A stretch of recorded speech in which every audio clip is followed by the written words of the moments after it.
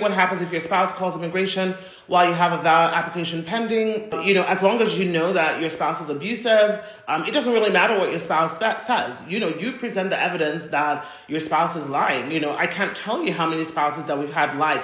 In fact, I can't tell you how many spouses we've had who have actually set up our clients and had them arrested, and said that they were physically abusing them when that wasn't the case. And my thing is, if you know you're not guilty of something, there's no reason to take a plea. Do not let any public defender or any officer, any criminal lawyer convince you to take a plea for something that you've not done. Fight it out.